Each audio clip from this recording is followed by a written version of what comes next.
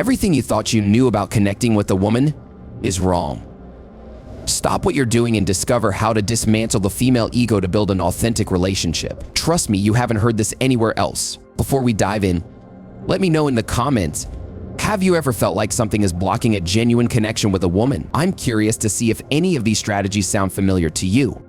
Have you ever wondered why, despite all your efforts, you can't seem to create an authentic and deep connection with a woman? Well, you're about to discover what might be sabotaging your relationships. Yes, we're going to talk about that invisible but incredibly powerful obstacle, the female ego. Get ready, because what you're about to hear will completely change your perspective. But before we dive into the strategies, let's take a moment to understand the roots of the issue. We're not just talking about ego in a superficial sense, like someone being a little too proud or self-centered. No, this goes deeper. The ego we're discussing here is a complex mix of self-perception, defense mechanisms, and societal influences that can create barriers to true intimacy and connection. If you've ever found yourself feeling frustrated because no matter what you do, you can't seem to get past a certain point in your relationship, like you're hitting an invisible wall, chances are the ego is playing a major role. And not just hers, but yours too. It's crucial to recognize how both acts interact and sometimes clash, preventing the kind of deep, meaningful connection that we all crave. Today, we're focusing on understanding the dynamics of the female ego specifically and how you can navigate it to foster a more authentic and fulfilling relationship. These aren't just tips or tricks. These are powerful strategies that, when applied, can transform the way you connect with women. So, if you're ready to take your relationships to a new level, keep watching. We're about to reveal the 7 powerful rules for deflating a woman's ego and building a healthy, authentic relationship. Section 1. What is the ego and how it affects relationships? All right, let's start with the basics. What exactly is the ego? It's easy to think of the ego as just another word for pride, but it's a lot more than that. The ego is that inner voice constantly seeking validation and superiority. It's the part of us that craves recognition, that needs to feel important, and that can sometimes lead us to act in ways that are more about protecting our self-image than about being truly authentic. Now, how does this play out in relationships? Imagine this: you're in a conversation with someone you care about, but instead of genuinely listening and engaging, you're caught up in your own thoughts, thinking about how you're coming across or worrying about being right. That's the ego at work. For women, the ego can manifest in similar ways. It can lead to a focus on appearance, social status, or the need for constant reassurance. But here's where it gets tricky. When a woman's ego is in control, it creates a barrier to true connection. Instead of being open and vulnerable, she might put up walls, project a certain image, or avoid deeper emotional engagement. This doesn't mean she's shallow or uninterested. It's just a defense mechanism, a way to protect herself from potential hurt. But in doing so, it prevents the kind of genuine connection that's necessary for a healthy relationship. The key to breaking through this barrier lies in understanding how the ego works and how you can help deflate it, allowing both of you to connect on a more authentic level. Remember, the ego isn't inherently bad, it's a natural part of all of us. The challenge comes when it starts to take over, controlling our actions and preventing us from being our true selves. So let's talk about how you can start to dismantle the ego and pave the way for a deeper connection. Section 2.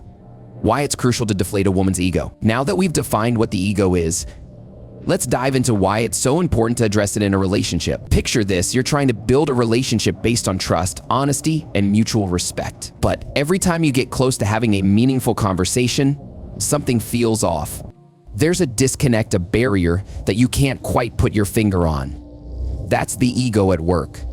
When a woman is deeply entrenched in her ego, it's almost impossible for her to show up authentically. Instead of being open and honest about her feelings, she might hide behind a facade, pretending everything is fine when it's not, or projecting an image of confidence while she's struggling inside. This doesn't just affect her, it affects the entire relationship. For example, a woman might feel the need to always appear strong and independent, never showing vulnerability, because she's afraid it will be seen as a weakness. Or she might constantly seek validation through social media, using likes and comments to boost her self-esteem, rather than focusing on the quality of her real-life relationships. The problem here is that these behaviors are driven by the ego's need for protection and validation. They create a surface-level connection that lacks depth and authenticity.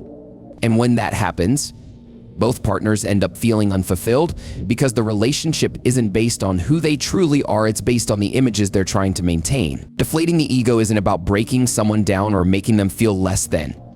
It's about creating space for genuine connection. It's about helping a woman feel safe enough to drop the act, to let go of the need for constant validation, and to be herself. When that happens, the relationship moves from being superficial to something real, something meaningful. So, how do you do this? How do you create an environment where the ego takes a backseat and authenticity comes forward? That's what we're going to explore in the next section. Section 3, beware of attraction traps. All right, it's time to talk about one of the biggest pitfalls in relationships, what I like to call attraction traps. These are behaviors or actions that seem harmless, even positive, on the surface, but actually reinforce the ego and create distance in a relationship. You've seen this all over social media, those perfectly curated photos, the constant updates on life's highlights, the subtle or not so subtle fishing for compliments. These are classic examples of attraction traps. They're designed to draw attention and garner validation, but in reality, they feed the ego and create a false sense of self-worth. For women, these traps can be particularly enticing. Society often encourages women to seek validation through appearance, social status, or romantic interest. The more likes, comments, and attention she gets, the more her ego is reinforced, leading her to believe that her value is tied to these external factors. But here's the catch: if you play into these traps, you're not building a real connection. You're engaging with the surface, not the substance. And while it might feel good in the moment to get that attention, it doesn't lead to a meaningful, lasting relationship. So, how do you avoid these traps? The key is to stay grounded in authenticity. Instead of engaging in the game of superficial validation, focus on what really matters: genuine connection, honest communication, and mutual respect. When you resist the urge to feed into these traps, you set a higher standard for your relationship, one that's based on real connection rather than superficial approval. This doesn't mean you have to ignore the fun and playful aspects of attraction. It's okay to enjoy the lighter side of romance. But make sure that underneath it all, there's a foundation of authenticity. That's what will ultimately lead to a deeper, more fulfilling relationship. Section 4. Cultivating personal autonomy. Now let's shift gears and talk about something that's absolutely essential for any healthy relationship: personal autonomy. What does it mean to be autonomous? It means having your own passions, goals, and priorities that go beyond the romantic relationship. It means being a whole, complete person on your own, rather than relying on the relationship to define you. This is incredibly attractive, not just to women, but to anyone. When you have a strong sense of self, when you know who you are and what you want out of life, you bring that confidence into your relationships. You're not looking for someone to complete you, because you're already complete on your own. For women, seeing a man who is passionate about his own life, who has his own goals and dreams, is incredibly appealing. It shows that you're not dependent on the relationship for your happiness, that you have your own sense of purpose and direction. But autonomy isn't just about being independent, it's also about balance. It's about being able to maintain your individuality while still being connected to your partner. When both partners are autonomous, the relationship becomes a space where two whole individuals come together to share their lives, rather than two incomplete people trying to fill each other's gaps. So how do you cultivate autonomy?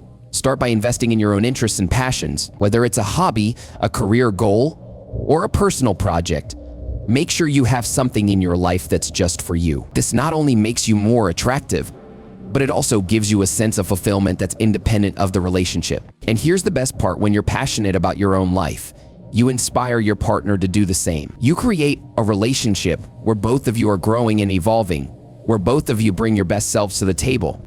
That's the kind of relationship that lasts, because it's built on mutual respect and shared growth. Section 5. The power of calculated neglect. Let's talk about a strategy that might sound a bit counterintuitive at first, but is incredibly effective: calculated neglect. Now, don't get the wrong idea. This isn't about ignoring your partner or playing hard to get in a manipulative way. Calculated neglect is about creating a healthy balance in the attention you give and the space you allow in the relationship. Think about it like this: if you're constantly available, always there at the drop of a hat, it can actually reduce the other person's interest over time. Why? Because there's no sense of mystery, no challenge. On the other hand, when you're slightly less available, when you have your own life, your own commitments, it creates a sense of intrigue.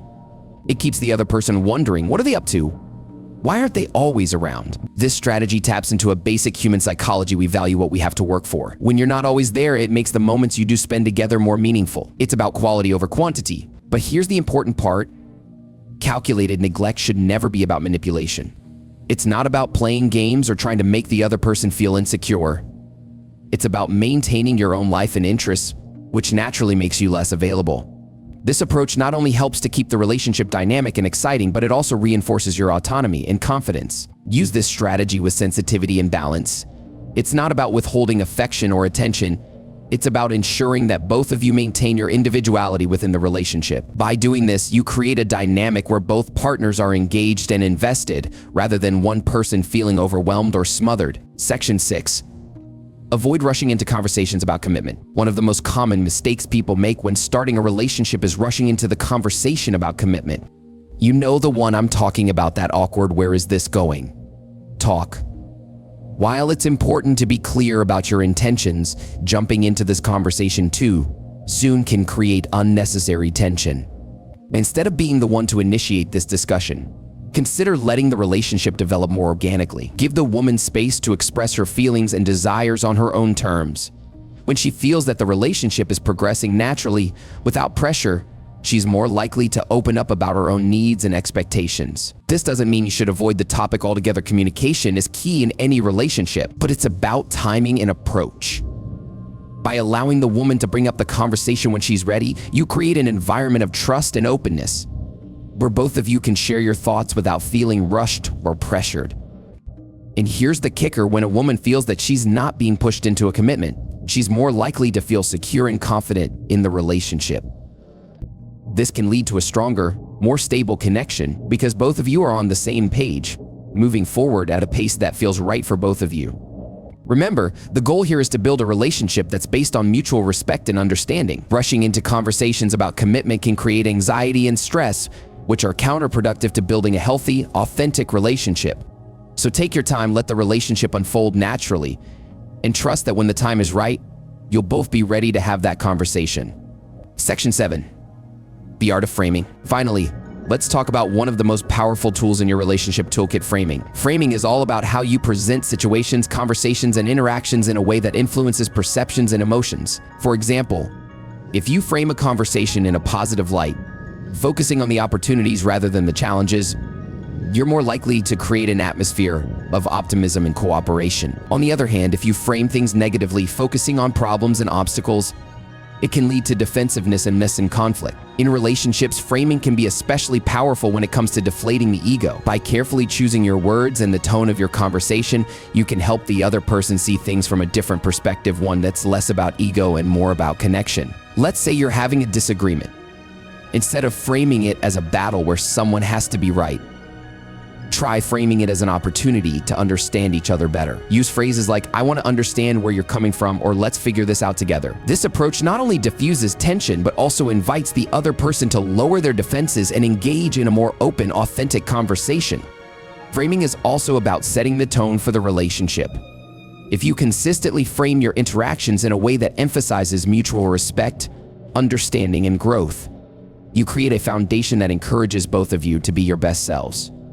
But remember, the way you frame your interactions can either inflate the ego or deflate it, making room for true connection. Use this tool wisely, and you'll find that it can transform your relationship, helping you build a deeper, more meaningful bond. In this video, we've explored 7 powerful rules for deflating a woman's ego and building a healthy, authentic relationship. We've talked about the importance of understanding the ego, avoiding attraction traps, cultivating personal autonomy, and using strategies like calculated neglect and framing to create deeper connections. But remember, these strategies aren't just about deflating the ego, they're about fostering authenticity, respect, and mutual growth. When you apply these principles in your relationships, you're not just improving your connection with others, you're also becoming a more grounded, confident, and authentic version of yourself.